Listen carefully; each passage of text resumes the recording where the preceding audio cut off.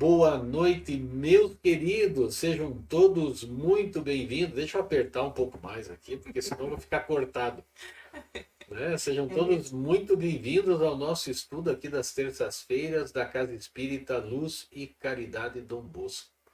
Hoje eu estou aqui com a Nádia também, que já está ganhando o bônus hora dobrado, vai nos ajudar como especialista. Seja bem-vinda, Nádia. Obrigada, Cá. Boa noite a todos. Sejam todos muito bem-vindos ao nosso estudo de hoje, nossas reflexões, que está bem interessante, como sempre, né? As curas de Jesus, maravilhosas e nos trazem muito ensinamento, né? Então, que Deus abençoe a todos, que possamos aproveitar bem. Que assim seja. E hoje, meus queridos, é o nosso 20º encontro. Nós vamos estudar o capítulo 19, O Cego de Betsaida. Olha que legal, né? Então, teremos novidades hoje aqui no nosso estudo. Então, gente, ó, a Wanda acabou de chegar, ó, a primeira a chegar, seja bem-vinda, Wanda. Olha que legal. E a turma tá chegandinho. Deixa eu trazer aqui a Lu, que o nosso querido Roberto aqui está com problema de conexão. Vamos ajudar aqui. Ah, agora sim. Então, Lu, vamos começar na nossa prece inicial. Deixa eu só ver se eu consigo.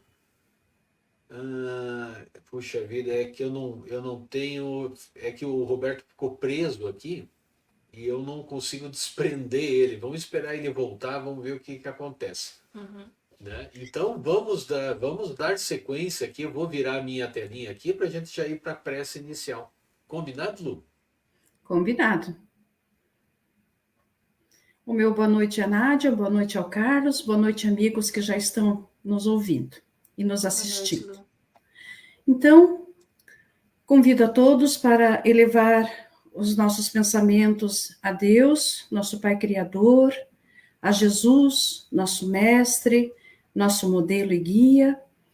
E humildemente, Senhor, iniciamos a nossa oração pedindo que suas bênçãos recaiam sobre todos nós que aqui estamos envolvidos com os seus ensinamentos, né, à luz do Espiritismo.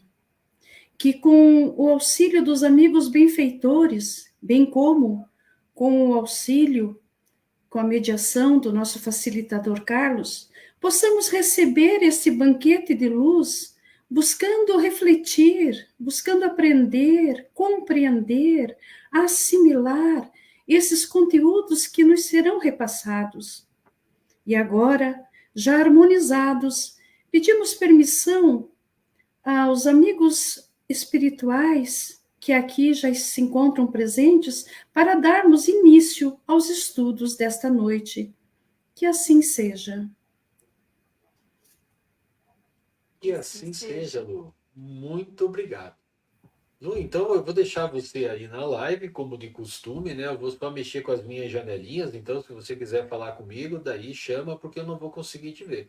E daqui a pouco o Roberto também entra aqui para que a gente possa, então, todos, né, aproveitar. Deixa eu dar Tá uma boa certo. noite aqui para o Marcelo Marguerite, nosso querido Benedito, e temos um outro Benedito hoje aqui conosco, E a Elisa, né, né? também. Benedito Tete, seja bem-vindo, Benedito. Se gostar do nosso estudo, não esqueça de se inscrever para participar também do nosso grupo, né? Daí fica mais fácil os recados e tudo mais. Ok? E a Nádia deu o oizinho dela ali também, olha que beleza. Então E vamos a ajeitar Elisa, as né, nossas. geralmente está com... Ah, Elisa, bem lembrado. É, Elisa talvez esteja ali com Marcelo Marguerita, então um beijão aí para Elisa também. Gente, virando então a nossa telinha, essa cura, ela está registrada apenas em Marcos. Olha que interessante, né? Mais uma cura que só tem um registro. E essa cura tem uma característica diferente. Jesus impõe as mãos por 2 vezes. Olha que interessante isso, né, gente? 2 imposições de mãos. E nós vamos recorrer então aqui, vou pedir licença ao gato André, que está tomando conta do Novo Testamento aqui, na tradução do Haroldo Dutra Dias, e ele nos diz aqui o seguinte, vamos à leitura, deixa eu mudar minha tela, peraí, vamos achar um lugar. Ah, sim, isso está na página 199, então, da tradução. Ó, vou mostrar o livro em formato grande, é um livrão, né, gente? Olha só. uhum. Mas é muito bacana, gente, porque é uma tradução direta do grego.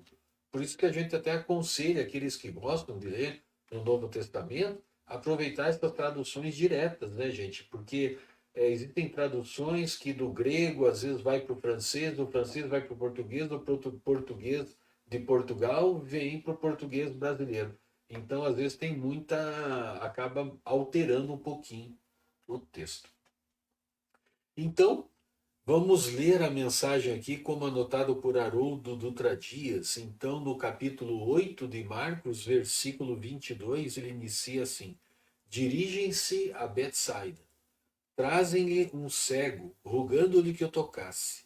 Segurando a mão do cego, levou-o para fora da aldeia.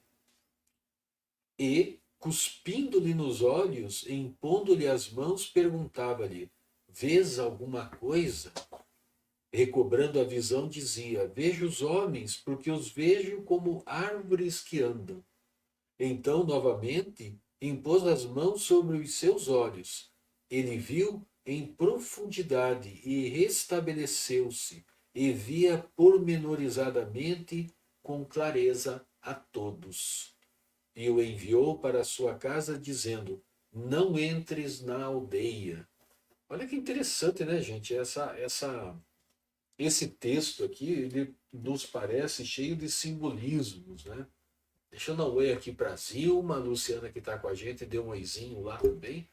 Bacana. E agora, meus queridos, nós vamos ler novamente, porque tem uma curiosidade. Eu já comentei isso com vocês, mas vou comentar de novo. Tem uma curiosidade aqui nesse Novo Testamento do Haroldo Dutra.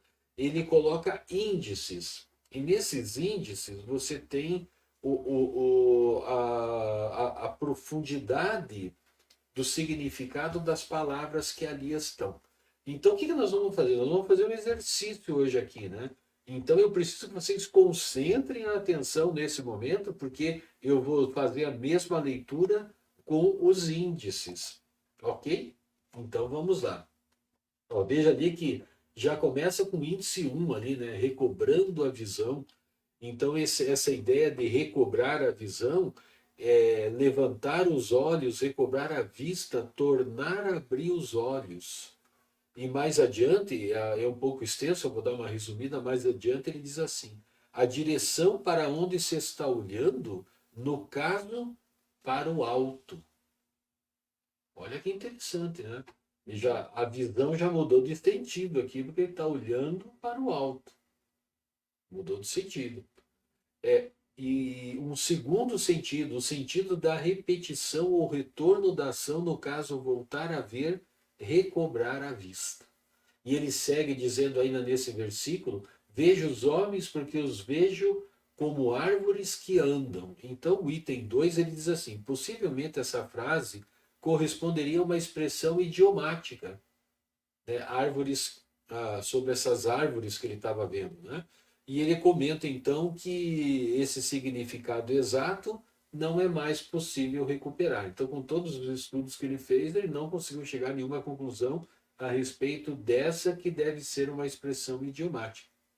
E no item 3, com relação a andar, então ele diz assim: andar ao redor, vagar, perambular, circular, passear, viver, seguir um gênero de vida. Olha a expansão, né, gente, desse entendimento, que vamos nos lembrar, né? A linguagem naquela época era muito pobre, né? O aramaico que Jesus falava tinha cerca de 480 verbetes, né? Então, olha isso diante do português brasileiro, quantos mil verbetes temos? É mais de 522 mil verbetes.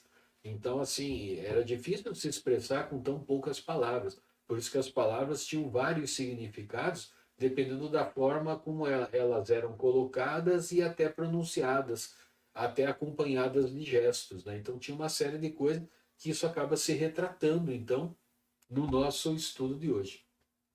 Vamos ao próximo versículo. O próximo versículo diz assim: veja ali que tem uns colchetes, isso aqui é tudo informação do Haroldo. Então, novamente, impôs as mãos sobre os seus olhos. Ele viu em profundidade e restabeleceu-se e via pormenorizadamente, com clareza a todos. Então, olha que interessante, esses índices do 4 ao 7, nós temos aqui: ver através de, ao redor, divisar, olhar firmemente, fixamente ao longe, como se fosse ler à distância, ver de forma abrangente, examinar, considerar. E daí tem um pouquinho adiante dessas explicações, ele diz assim: nesse caso, a ideia de que o cego passou a ver ao longe, ou seja, sua visão adquiriu alcance, não havendo barreiras para ela. Dizendo de maneira metafórica, ele adquiriu compreensão, visão em profundidade das pessoas e das coisas. Então não era apenas a visão das coisas físicas, né? Ele estava tendo uma visão mais profunda de tudo. E daí, no caso do restabeleceu-se, é restaurar-se, ficar curado. E ali no item 6, no pormenorizadamente, ele diz assim: fixar os olhos em alguém, fitar, focar, pessoa, objeto. Olhar incisivamente, minuciosamente, pormenorizadamente, atentamente, distinguir, discernir. E daí lá para frente ele diz assim, dizendo de maneira metafórica, ele adquiriu discernimento, visão incisiva, focalizada das pessoas e das coisas. Interessante, né, gente? E vai para frente aqui o 7 e 8, vamos ler os dois juntos. Com clareza, claramente, distintamente, extensamente, no sentido de ao longe, uma visão ampliada. E o 8, todos, juntos, sem exceção, cada pessoa, todo inteiro, ao mesmo tempo. Gente, parece meio confuso a gente ler com todos esses índices, mas o interessante dessa colocação, que a gente hoje teve um pouquinho mais de tempo, né, porque só tinha a informação em Marcos, né, deu para a gente aprofundar um pouquinho. Então isso gera até uma curiosidade, né? Mas o importante, né, o importante é que o cego passou a ver ao longe, visão em profundidade, compreensão das pessoas e das coisas, metaforicamente, que o nosso querido Haroldo falou. Então, isso está extrapolando a simples tradução direta do texto. Tem mais algum pensamento envolvido nesse contexto todo, né? Então, essa clareza que ele fala, que é extensamente ao longe, vai além da vista material. E todos é no sentido de conjunto. Então, falando em conjunto, nós vamos ver que Caibar Schutel comenta a respeito do povo daquela cidade, porque o cego estava inserido naquela comunidade de Betsaida, né? Então vamos adiante, olha só. Lá no espírito do cristianismo, Caibar Schutel nos diz: Betsaida foi uma das cidades da Palestina em que Jesus operou os maiores e mais numerosos prodígios, e cuja população foi a mais endurecida e obstinada em não seguir os ditames do mestre. Olha que interessante, né, gente? Parece que santo de casa não faz milagre, né? Como o pessoal diz, porque é um dos lugares onde Jesus mais esteve. E a população continuou se comportando da mesma forma. A Rosélia acabou de chegar, seja bem-vinda, Rosélia.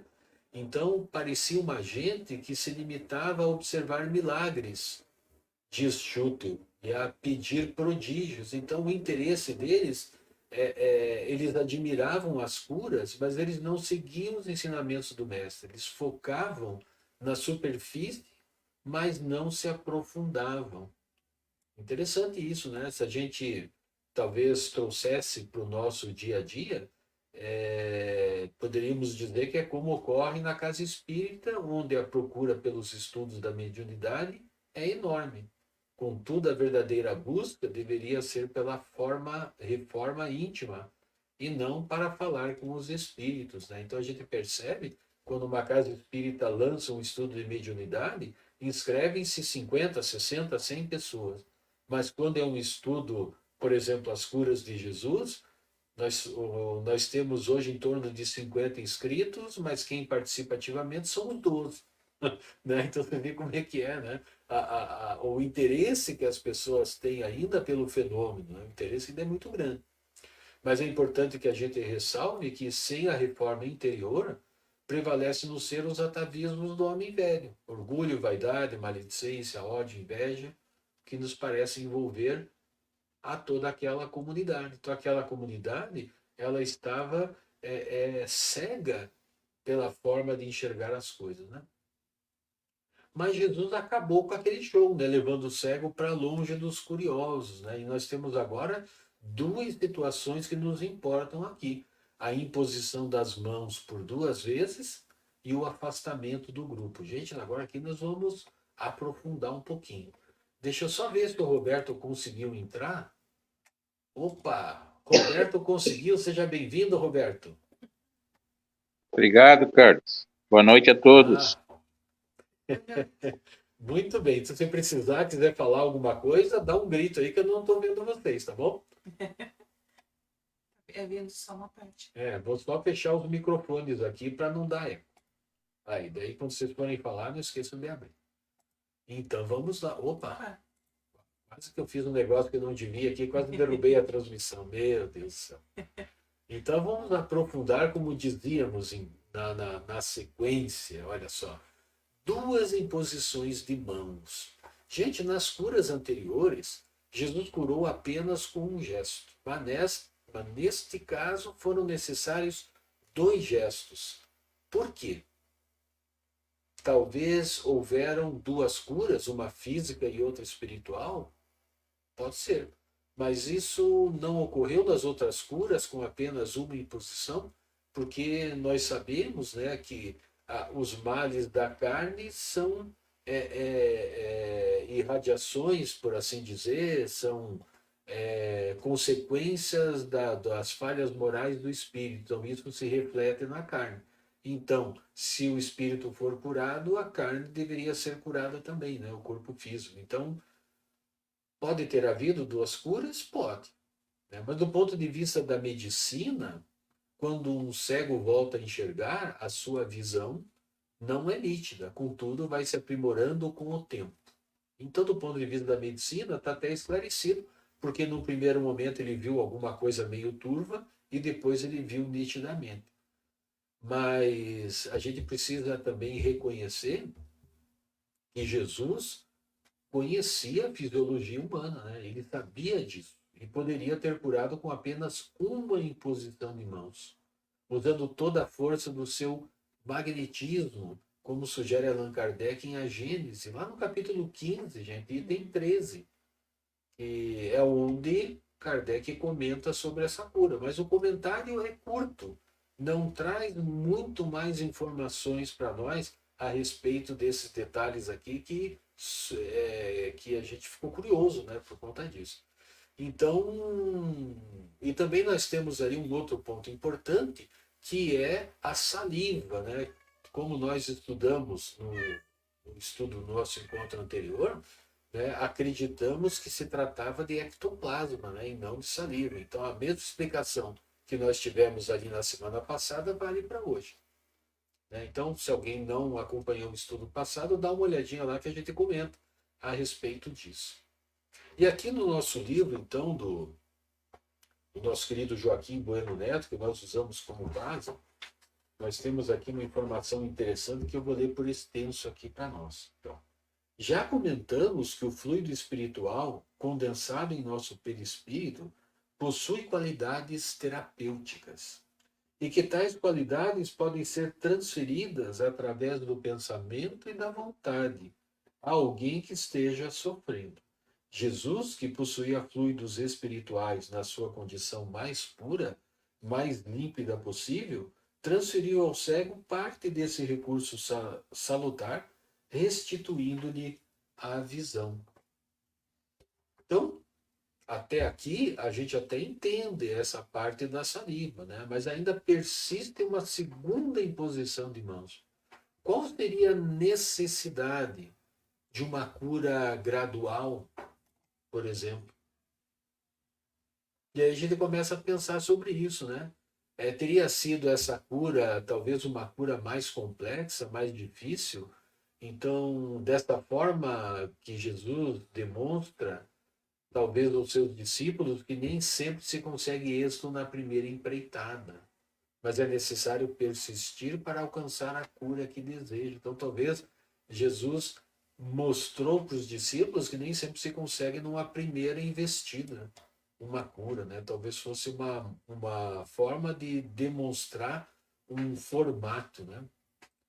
E para não nos demorarmos demais neste item, porque eu fiquei com a sensação que dava para a gente ficar bastante tempo viajando a respeito disso, a gente vai dar um pulinho no segundo e qualquer coisa a gente vai e volta também, né? E a Denise chegou, seja bem-vinda, Denise. Nada, antes tarde do que nunca, amiga, sem problema nenhum. Então vamos ao segundo, o afastamento do grupo.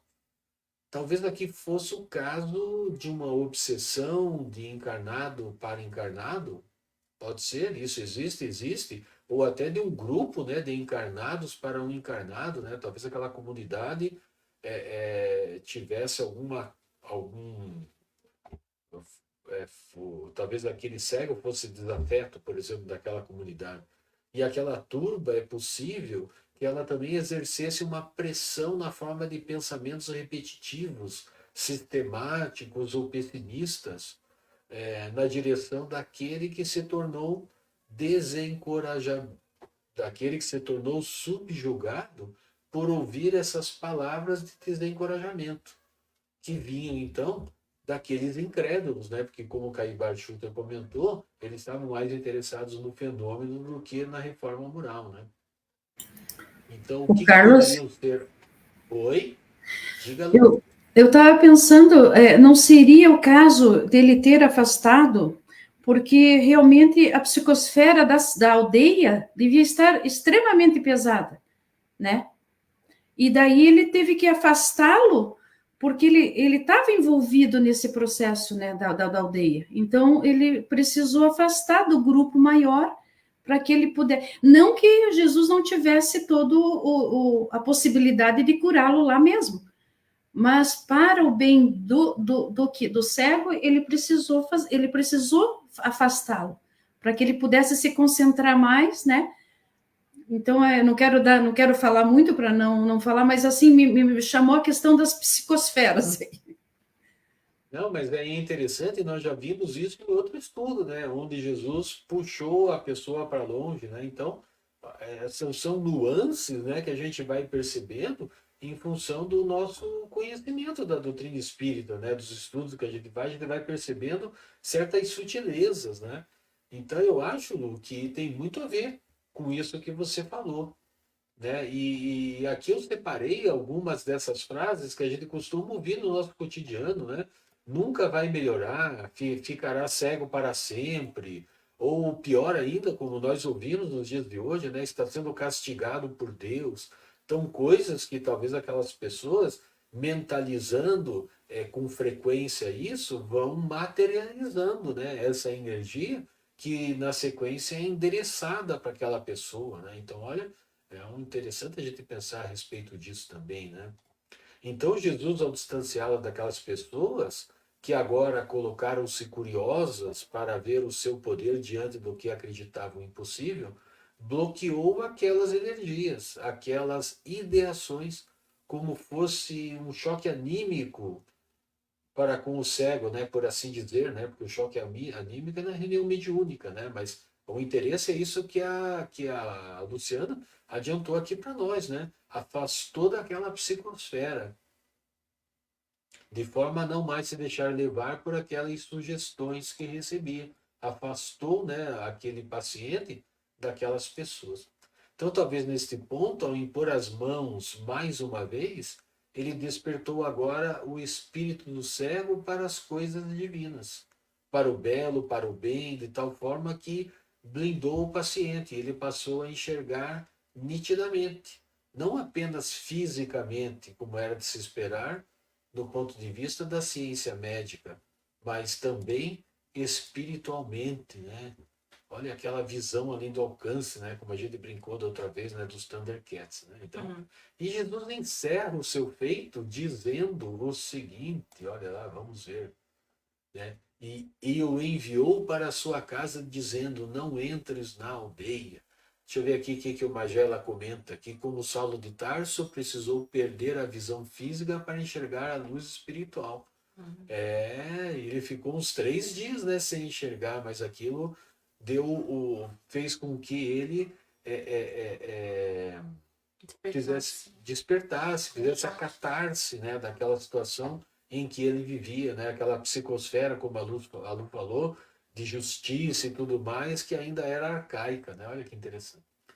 Então aqui o sentido, né, nesse caso de não entres na aldeia, é de não mais se deixar influenciar por aqueles que o maldiziam, que o infernavam, ou simplesmente, na linguagem de hoje, que o jogavam para baixo, né? Vamos nos lembrar, né? Não existia a palavra entre mais ou menos, ou entre com receio, ou não, era assim, ou você gosta de sorvete, se tivesse naquela época, ou você diria não gosto. Né? Então não tinha essas opções de linguagens que a gente tem hoje, né? Tome cuidado, não, ou não entre mais na aldeia. Ele já entendia que era para ele se cuidar com relação a alguma coisa. Mas com certeza ele ia entrar de novo porque ele morava na aldeia. Né? Então, esse entendimento que é interessante a gente trazer aqui.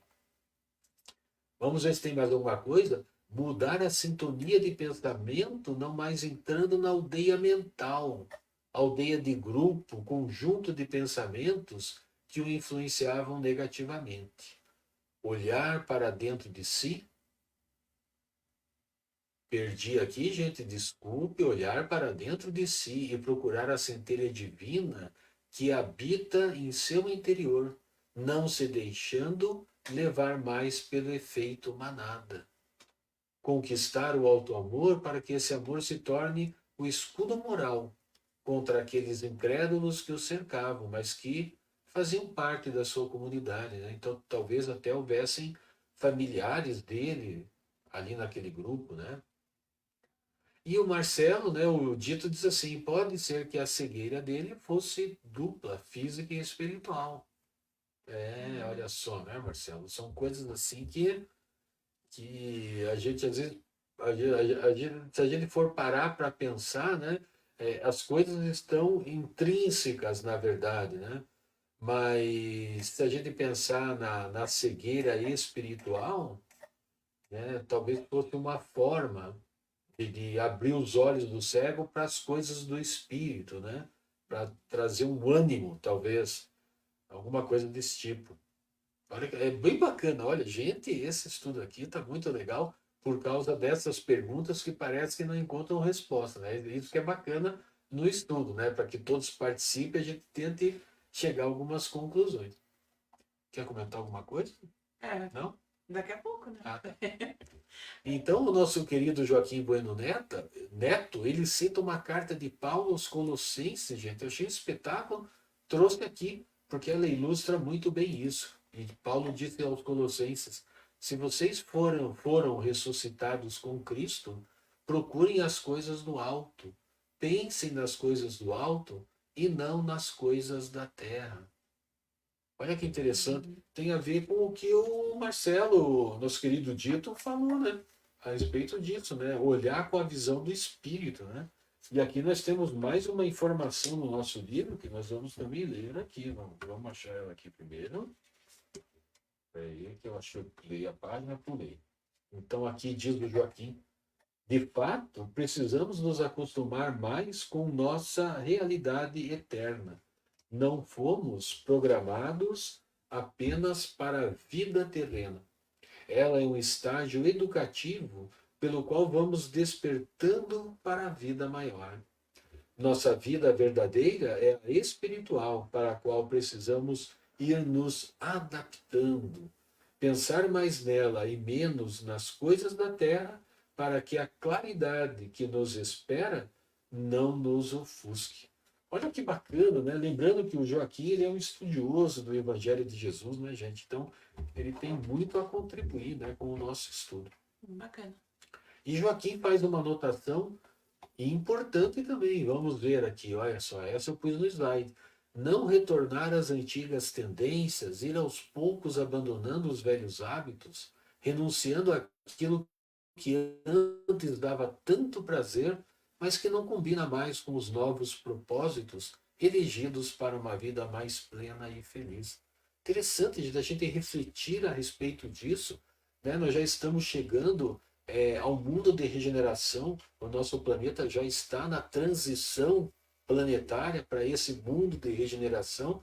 E a gente precisa se libertar definitivamente, gente, desses velhos hábitos, né? Eles não combinam mais com esse novo propósito, com esse novo ponto evolutivo do nosso globo terrestre. Porque a evolução dos orbes ela é inexorável. Todos os planetas, todos os orbes evoluem, independente do povo que ali está. Então, se nós não evoluirmos juntos, nós vamos acabar tendo que ir habitar outros orbes. Hoje está difícil o negócio aqui, né? Eu tenho que fazer aquele exercício, sabe, de trava-língua para ver, porque hoje eu não sei o que está acontecendo. Alguma coisa está acontecendo, mas... né? Então, é preciso adotarmos o Evangelho de Jesus e praticá-lo em nosso dia a dia, colocá-lo, gente, em tudo que fizermos. E o Neto finaliza dizendo assim: uma coisa é receber a visão com Cristo, bem outra, de fato, é caminhar com os olhos postos nele, adotando-lhe o sublime roteiro. Olha que legal, gente. Olha, depois disso tudo, deu aqui enrolar a língua e tudo mais, eu vou passar a palavra para o especialista aqui, vamos ver o que a Nádia tem a nos dizer. Especialista só para, né? Só para você ali configurar, né? Mas a gente traz aqui mais algumas reflexões também para todos juntos, né? Aproveitarmos aqui o estudo de hoje. E eu recorri a duas obras, né? Uma o Evangelho e na verdade a outra é um link que se chama Ceifa de Luz, a respeito dessa passagem, né? Da cura do cego de Betsaida. Mas antes, só comentar com vocês, né, que falando ali da saliva, a saliva, como a lágrima, tem propriedades antissépticas também, né?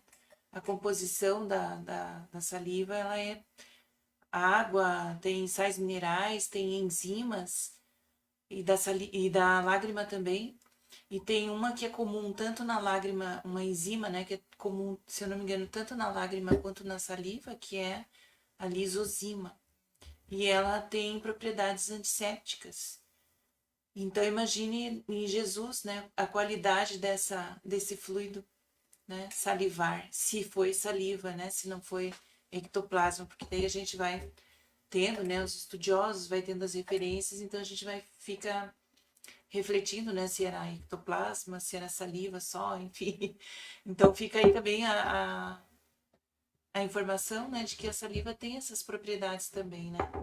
E Eu Jesus, tinha né, pensado sabedor. nisso, olha que legal. Jesus, A doutora sabedor. Nádia aqui, né, está trazendo conhecimentos dela, olha que bacana. Imagina.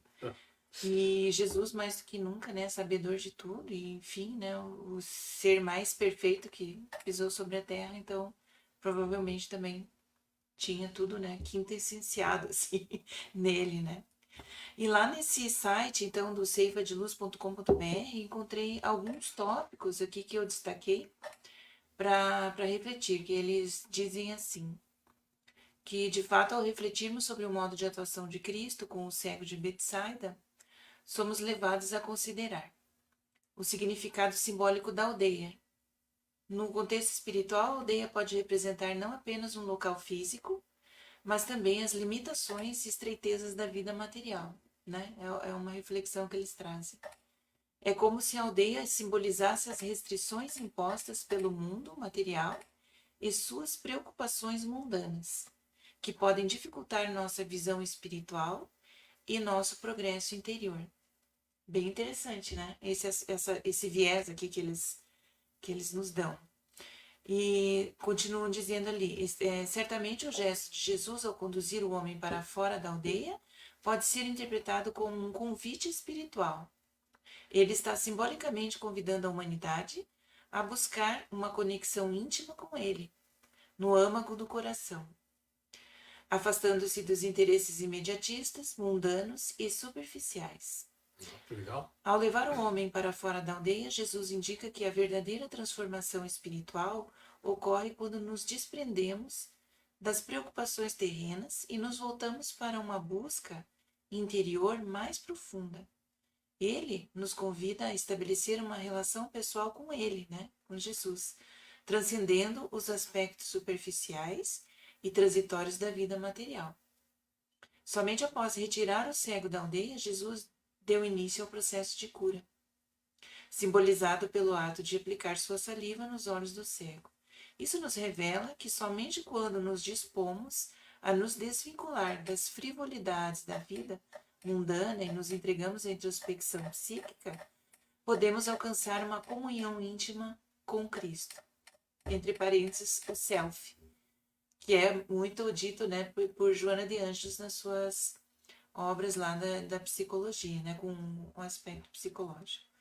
Essa comunhão profunda que ocorre por meio do mergulho em nossa intimidade psíquica nos permite reconhecer e enxergar aspectos de nós mesmos que antes permaneciam ocultos.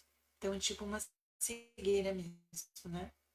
Prosseguindo no texto, observamos que após receber a cura proporcionada por Jesus, o homem que antes era cego passa a enxergar de forma distorcida, não compreendendo a realidade observada. E isso sugere ao estudante do Evangelho que o verdadeiro entendimento das coisas requer mais do que simplesmente a capacidade de enxergar. Nem sempre o que os nossos olhos veem corresponde à verdadeira realidade. É por essa razão que Jesus nos aconselhou a evitar fazer julgamentos precipitados. Não julgueis, né, que Jesus nos ensina, pois nossa visão ainda é limitada para compreender plenamente as situações que observamos.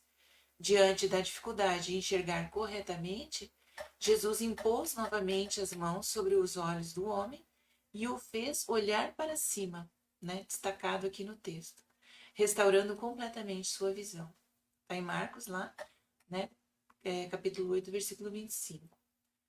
E ainda segue mais um pouquinho aqui o texto, dizendo que por mais habilidoso que seja o terapeuta, sua ação serve apenas para despertar no necessitado suas próprias capacidades regenerativas. Então, sempre é colocado aqui o necessitado, né, o paciente, digamos assim, aquele que necessita da ajuda, também precisa fazer uma ação, né, um movimento em busca da sua melhoria, né? Fazer a sua parte, A sua no parte trabalho, no né? processo todo, né? A verdadeira cura depende da transformação interna do indivíduo. Abrindo mais um parênteses aqui, um pensamento meu aqui com vocês, né? Quando a gente tem essa noção de que a gente precisa também melhorar alguma coisa, vamos supor assim, a nível emocional, que está nos causando um efeito no nosso corpo físico, uma aflição, uma doença, né, uma angústia, quando a gente fica muito com mágoas por muito tempo, isso tudo vai fazer com que a gente acabe desenvolvendo alguma doença, alguma enfermidade que requer em algum momento da nossa vida que a gente faça essa verificação. Poxa, mas por que eu tô com o pensamento fixo numa coisa que já aconteceu faz tempo, que já passou e eu ainda fiquei, né, nutrindo aquela mágoa, aquele sentimento negativo, né? Então, fazer esse trabalho, esse exercício para a gente poder ir superando as nossas dificuldades aí nesse sentido também, né? Fechando parênteses aqui. É porque, né, se Jesus conseguiu curar o cego, mas ele não fizer a parte dele nessa cura, essa doença pode voltar, né? Então é importante que a gente sempre lembre-se disso, né? Porque algumas religiões digam assim, jogue para Jesus, né? Peça para Jesus que ele vai te resolver o problema, né? E essa terceirização, ela normalmente não cabe, né? Porque daí a pessoa fica isenta de fazer a própria parte, né? A verdadeira cura depende da transformação interna do indivíduo. Jesus impôs as mãos realizando ajustes energéticos em seu aparelho visual, mas a plena restauração do cego ocorreu somente quando ele direcionou seu olhar para cima, né? Então fez aquela mudança, né, vibratória e espiritual. Se o coração é considerado símbolo dos sentimentos, é pelos olhos que o ser humano revela a que sentimentos está conectado. Olhar para cima simboliza a busca por esferas mais elevadas, de consciência e compreensão. Para enxergar além das sombras e ilusões, é essencial erguer os olhos, elevar o entendimento e purificar os pensamentos. E o texto termina então com uma instrução intrigante que, após a cura do homem que antes era cego, Jesus orientou a voltar para casa sem passar pela aldeia, como nós vimos aqui, né? Então essa instrução, segundo aqui o comentário desse link, essa instrução desperta questionamentos sobre o propósito e o significado por trás dessa ordem específica de Jesus. Por que ele instruiu o homem a evitar a aldeia? Sem dúvida, há uma mensagem profunda e subliminar a essa orientação. É bastante plausível considerarmos que o Mestre deseja transmitir a mensagem de que, uma vez que a nossa visão tenha sido ajustada para compreender propósitos mais elevados, é essencial redirecionar a nossa vida para um novo caminho. Isso implica evitar o retorno aos antigos padrões de comportamento e pensamento que, embora possam persistir em nossa intimidade, não são mais benéficos para o nosso crescimento espiritual. Achei bem interessante, né, essa abordagem, assim, e eu acho que complementa, de repente, um pouco mais, né, claro, as reflexões para nós aí.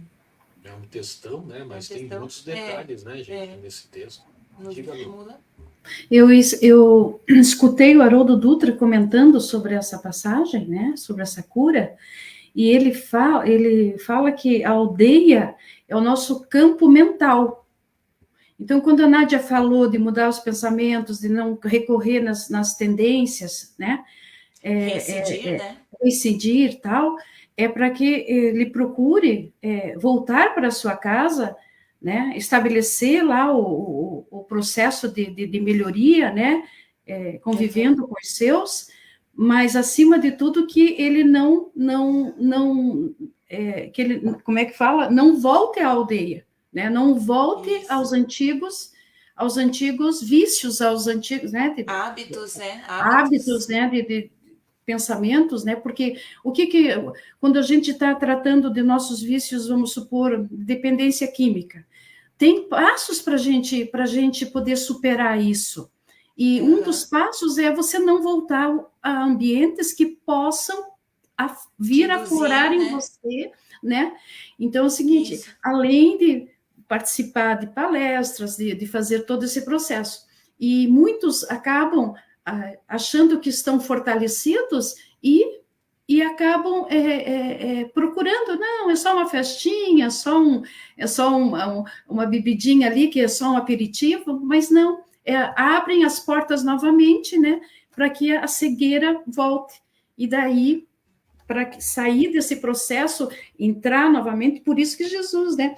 E eu achei interessante uma coisa, todas as curas vai e não peques mais, né? Eu penso que é a mesma coisa, só que em outras palavras.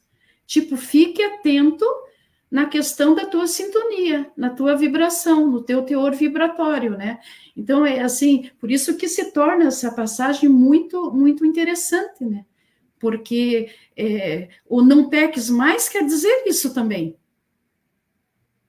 Só que ele fazia isso para os outros no mesmo ambiente. Então, eu penso que realmente é uma questão de que a gente precisa entender que nós precisamos vibrar em um equilíbrio, manter um equilíbrio vibratório, que não é fácil, né? Mas, né, Jesus já estava ensinando há 2000 anos atrás esse equilíbrio, né, vibratório. É verdade, né? E é o abandonar o homem velho, né? Como a gente aprende também, né? Deixar para trás atavismos, né? Se vincular a coisas que não nos trazem realmente uma melhoria, uma reforma íntima, né? Então, sempre ficar atento a isso e para a gente abrir os olhos de fato, né? Para as coisas que realmente importam e que fazem sentido, né? Os valores que nos elevam mesmo, né? É o ampliar, né? Complemento. Pode ser. Desculpa, não, pode falar, pode falar. Não, O Roberto também. é ampliar o olhar mesmo, né? É ampliar esse Aham. olhar, porque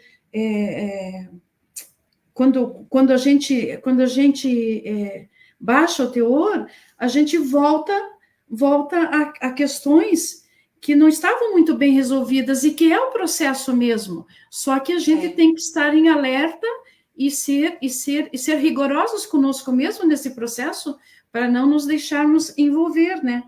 E permitindo então que a nossa casa mental trabalhe de uma maneira mais tranquila, né? Mais equilibrada. É isso aí. Muito legal. Mais elevado também, né? O Roberto, Isso. quer comentar alguma coisa? Você abriu o microfone?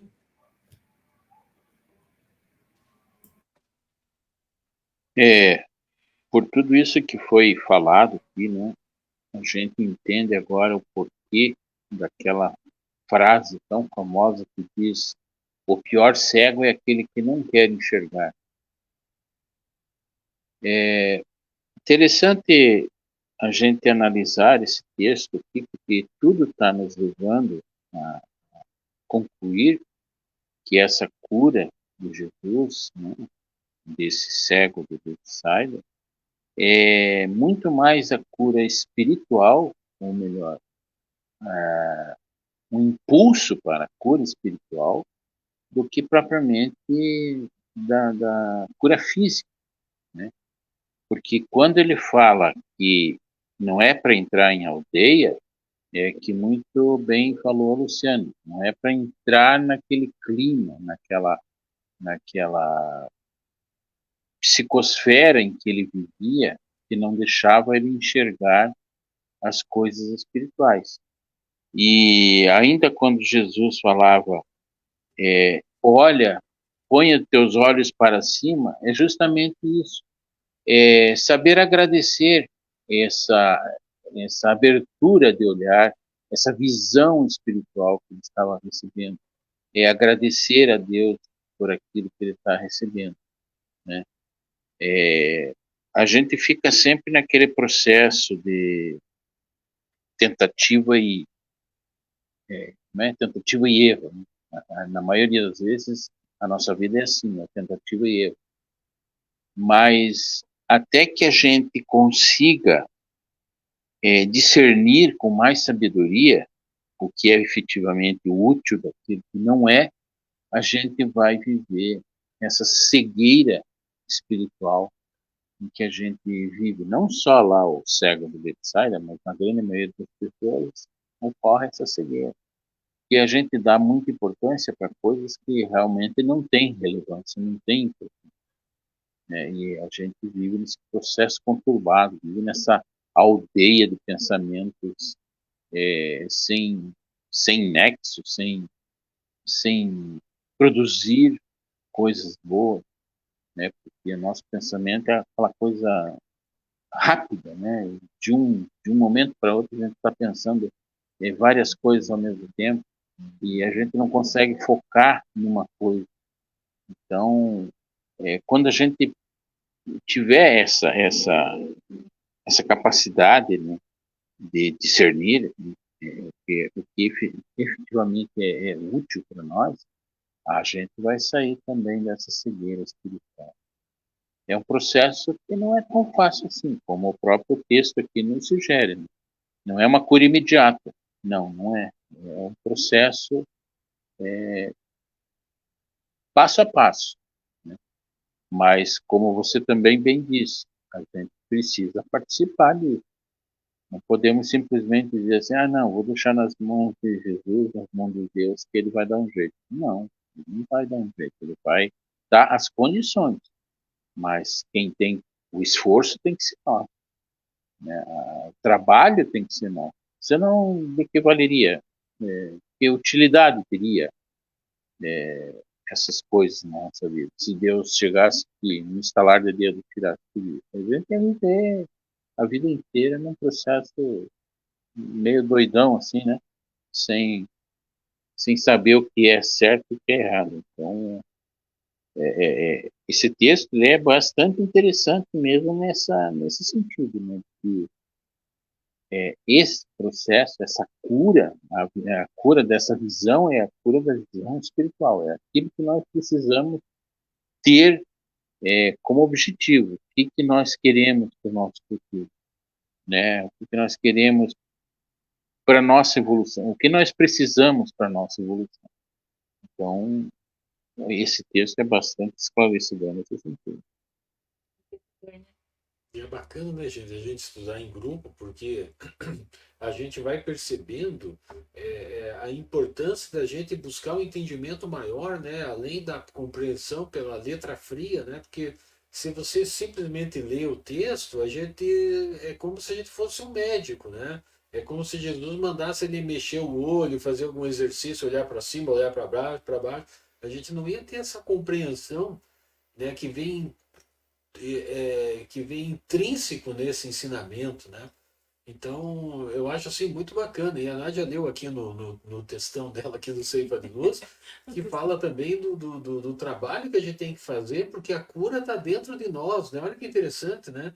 Eu me lembro que quando eu comecei no Espiritismo, isso me dava uma certa irritação quando alguém dizia que a solução do problema está dentro de mim. Bom, eu não precisava ir no atendimento fraterno, né? Mas eu demorei para compreender que a solução está dentro da gente, né? O atendimento fraterno ali é só para nos ajudar a resgatar, porque a gente sabe o mal que a gente fez, a gente sabe como consertar, né? Mas a gente cria um véu, cria uma aldeia ao redor disso, né? De forma que a gente seja um coitadinho, né? Então, a Nath tinha mais alguma coisa, amor?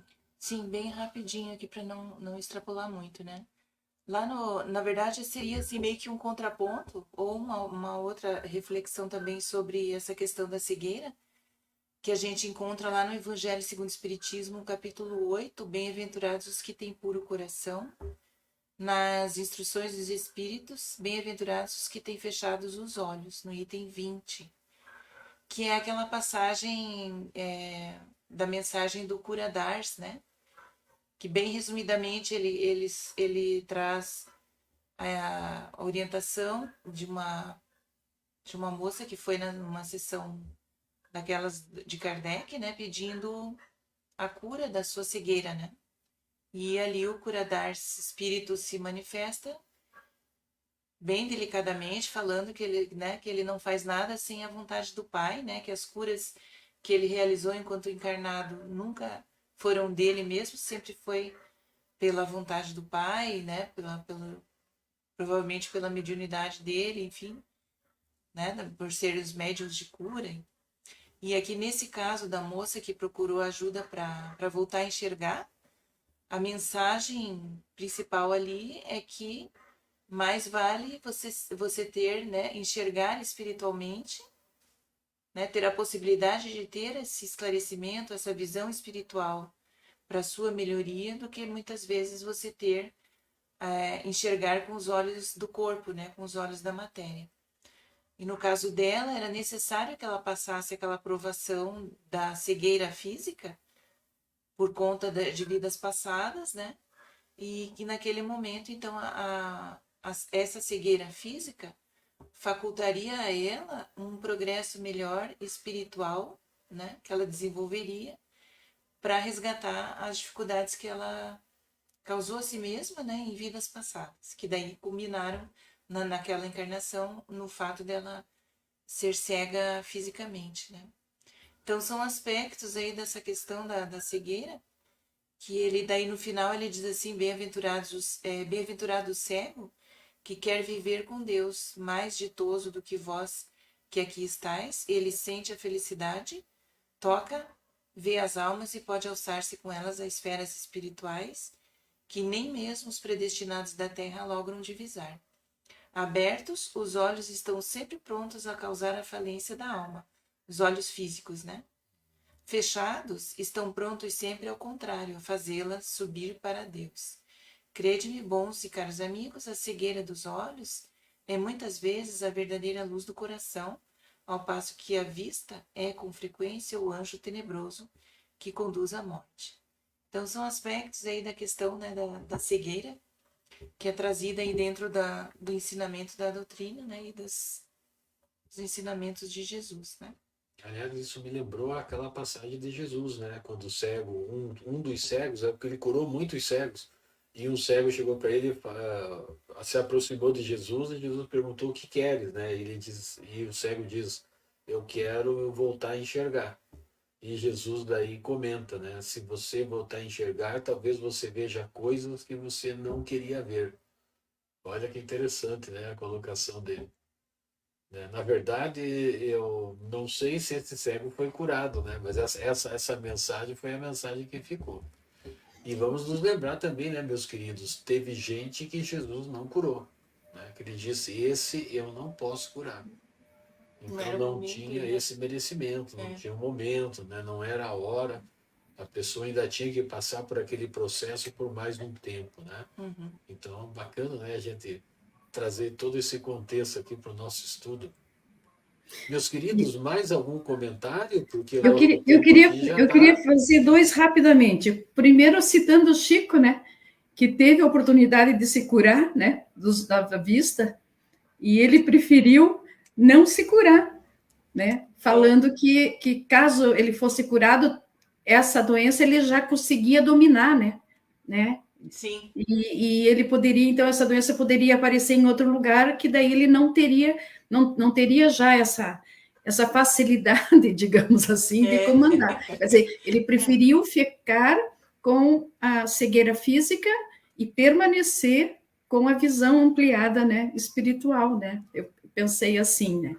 Mas É verdade. eu queria só assim falar para vocês que no início ali, novamente a gente vê a importância dos amigos no processo em estender as mãos para os necessitados, para nós que de repente estamos necessitados, né? Porque mais uma vez foram os amigos que levaram até Jesus, né? Então a necessidade de nós conseguirmos manter esses amigos, né? E se eles levaram, ele algo de bom tinha, né? Não era simplesmente só, né? Porque se consideravam amigos, né? Então eu acho que também é uma não é o foco, né? Mas Mas é importante. é uma lembrança novamente, né? De fazer isso, né? Então, e outra coisa, E né? Uma ainda, né? Oh, desculpa, Lu. E não, ainda não, também é o fato de mostrar pra gente que muitas vezes fazer a caridade pode ser um gesto tão simples, né? E você causar uma diferença enorme na vida de alguém, ajudando, né? Simples fato exatamente. de você ajudar alguém a chegar a um momento importante ali, né? É. A perceber assim, a esperança de melhoria, enfim. E outra coisa, a questão quando a gente começa a estudar a doutrina espírita, né? A gente abre uma visão gradativa, mas essa visão, quando nós sabemos que nós admitimos que nós somos espíritos imortais, realmente muda a nossa história, muda a nossa visão. Ponto de A vista, né? gente passa, não vê todo mundo igual. Cada um é um ser com suas deficiências, com as suas coisas boas, né? Que estão ali para Exato, colaborar nesse processo, né? Então é o seguinte, exato. é realmente fazer da nossa casa mental a nossa esperar, né? É, Ah, mas é bem lembrado isso que você trouxe, né, Lu, a respeito da amizade, né? Eu acho que é uma coisa.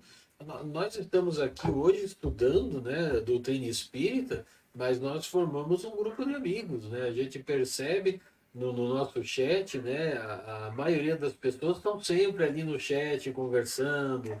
Então, isso também cria um círculo virtuoso, né? Então é importante a gente lembrar disso, né? Nós somos seres gregários, né? Não nascemos para vivermos sozinhos, né? Então Sozinhos, né? é muito legal, né? E a gente só agradece essa turma, né, que está sempre com a gente, né? Porque afinal de contas, né, o motivo do estudo é termos um grupo, né? é.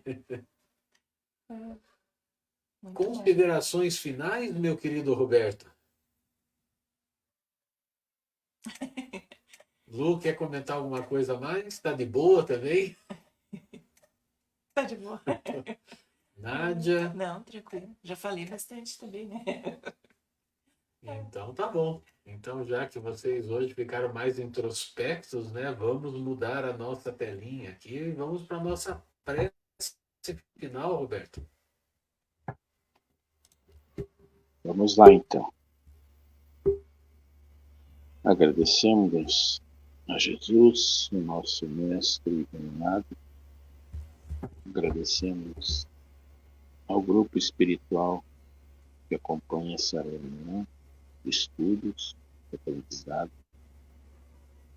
E agradecemos principalmente ao nosso Pai Criador, que nos proporciona esses momentos de reflexão, esses momentos de introspecção, onde buscamos interiormente nos conhecermos para promovermos a nossa transformação. Que todos os nossos amigos que participam desta reunião tenham nessa noite a felicidade de receber aqueles amigos felizes que possam lhes trazer um pouco mais de conhecimento e assim que todos estejamos unidos por esse sentimento de amizade, esse sentimento de paz, de comunhão, principalmente comunhão com Jesus, esse nosso Mestre, que nos cura todos os dias de um pouquinho das nossas deficiências. Que Jesus nos abençoe, que o Pai esteja conosco hoje e sempre. E assim. Que assim seja. Gente, eu sou só agradecimento hoje, né? Muito feliz de estar aqui com vocês. Eu acho que o estudo hoje foi muito produtivo.